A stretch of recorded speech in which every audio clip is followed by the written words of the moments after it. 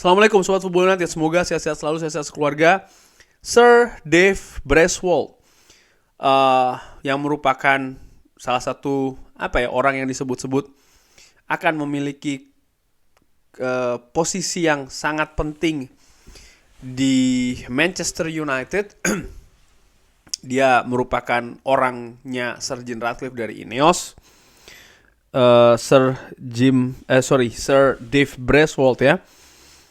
Ini juga merupakan menjadi katakanlah salah satu tokoh utama di Ineos terkait dengan bidang olahraga. Salah satu orang kepercayaan dari Sir Jim Ratcliffe. Portfolio terbesarnya tentu saja dengan tim sepeda ya, di mana dia memiliki sukses ya kan dengan tim Britishnya. Nah, Sir Dave Brasswold ini dikabarkan sudah melakukan kunjungan ke Carrington selama beberapa kali ini dalam proses masuknya Sir Jim Ratcliffe ke Manchester United, dikabarkan demikian oleh Manchester Evening News. Dan bagaimana akan seperti apa nih dengan masuknya Sir Dave Brasswold? Begini, masih belum jelas nih. Dia akan menempati sebagai apa? Sebagai konsultan kah? Sebagai CEO kah? Atau sebagai apa nih? Apakah sebagai Director of Performance? Contoh ya, performance. Masih belum jelas. Cuman kalau yang gua lihat ya, siapa itu Sir Dave Brasswold? Gua ambil dari Manchester Evening News.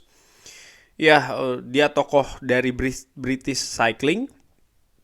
Tim sepeda tim sepeda British. Dia memiliki kesuksesan dengan tim GB dan juga tim Sky, dan ini dilakukan selama dekade terakhir. Nah, ini yang menarik, bagaimana background dari Sir Dave Brasswold ini di olahraga sepeda, dimana menurut gua ini bisa jadi ada hal yang fundamental di dunia olahraga sepeda yang akan dibawa ke sepak bola, tentu saja dengan adaptasi. Apa itu? Data dan angka. Menurut gua itu data dan angka serta proses yang jelas. Gua menilai secara ringan amatiran ya, sekali lagi gue bisa salah, mungkin Sobat Football nanti ada pendapat yang berbeda, nggak masalah, bisa drop di kolom komen. Gue menilai bagaimana olahraga balap sepeda ini sangat dekat, sangat erat bahkan ya dengan angka-angka dan juga statistik-statistik, dan juga bagaimana proses-proses ini di dunia balap sepeda ya diterapkan dengan sangat disiplin. Nah, nilai-nilai ini, fundamental ini menurut gue akan diterapkan di Manchester United tentu saja dengan adaptasi. Ada hal-hal menurut gue yang saat ini di Manchester United selama 10 tahun belakangan ini bahkan ya, ini tidak jelas ya, tidak terstruktur dengan bagus, dan nampaknya ini yang akan dirubah. Mungkin penggunaan teknologi di Carrington akan lebih ditingkatkan. Karena di dunia olahraga sepeda khususnya, penerapan teknologi, implementasi teknologi ini sudah sangat biasa dilakukan. Artinya apa? Akan ada bahkan revolusi sistem,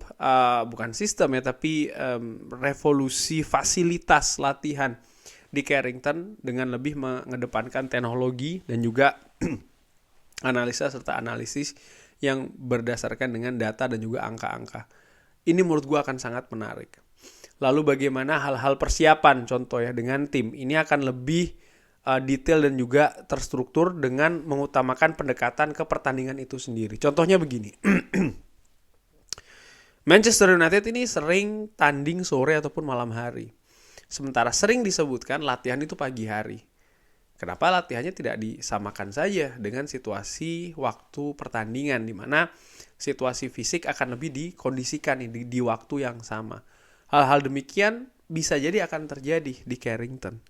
Dan juga bagaimana penerapan nutrisi, lalu juga pendisiplinan di mungkin istirahat ya kan, lalu juga keseimbangan dengan latihan, performa dan lain-lain ini akan lebih diperhatikan menurut gue. Ini sangat mungkin terjadi. Nah, artinya akan ada perubahan nih, akan ada hal yang menurut gue lebih terstruktur di Manchester. Tapi sekali lagi ini butuh yang namanya proses. Jelas ini butuh yang namanya proses. Karena melihat situasi Manchester United selama beberapa tahun belakangan ini saja ya, ini kan masih belum seperti itu. Dan ini akan ada perubahan yang menurut gue akan ya lumayan radikal juga loh. Karena akan lebih terstruktur dan lain-lain. Nah, yang menjadi pertanyaan bagi gue adalah kalau memang analisa gue itu betul, di mana fungsi dari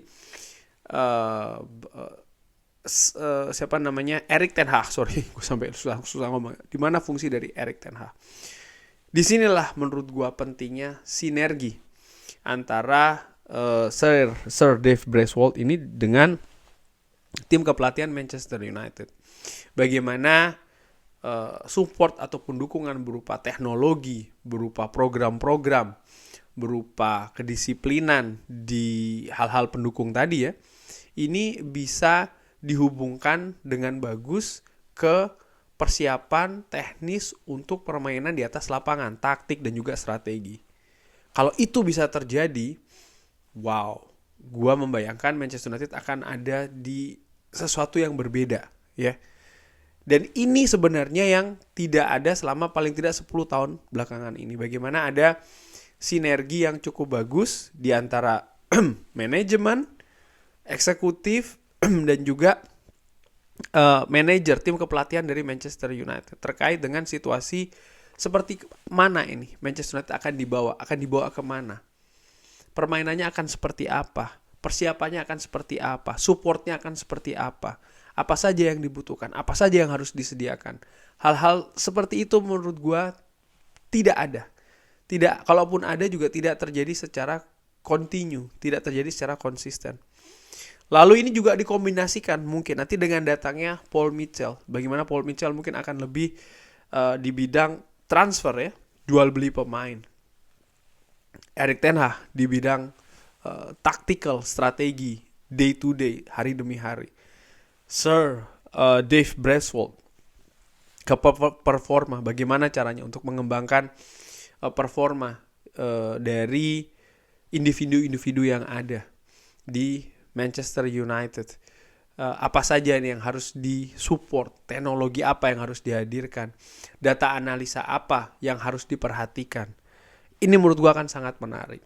Lalu Jean-Claude Blanc mungkin lebih ke arah yang menyeluruh ya, agak lebih besar lagi skopnya sebagai seorang CEO, di mana tidak melulu soal masalah taktikal yang ada terkait dengan taktikal, tapi mungkin agak sedikit melebar nih ke sisi komersial. Yes, gue tahu sisi komersial kabarnya akan lebih dipegang oleh Glazer, tapi kan dia juga butuh ada orang nih yang berada di eksekutif. Ya mungkin kesepakatan di antara Sir Dean Ratcliffe dan juga Glazer nih ada pada seorang Jean-Claude Blanc. Itu bisa saja terjadi, tapi ada perubahan yang akan terjadi, perubahan banyak hal menurut gue ya.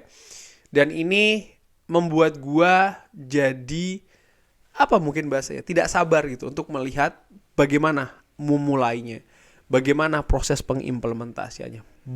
Nanti baru sampai hasil pun juga ada hasil tahap pertama, tahap kedua dan lainnya. Mungkin akan ada perbaikan lagi. Proses ini menurut gue yang akan terjadi di Manchester United. Gue harapkan ya semua pihak juga bisa bersabar bahwa siapapun yang akan masuk nantinya, program apa yang ingin diimplementasikan di Manchester United ini butuh waktu, sehingga kesabaran itu juga sangat penting. Kurang lebih demikian sih menurut gue. Kita nantikan saja Sir Dave Braithwaite akan membawa perubahan seperti apa di Manchester United kalau dia masuk ke manajemen eksekutif Manchester United. Kurang lebih demikian. Terima kasih sudah menyaksikan. Jangan lupa like, subscribe. Wassalamualaikum warahmatullahi wabarakatuh.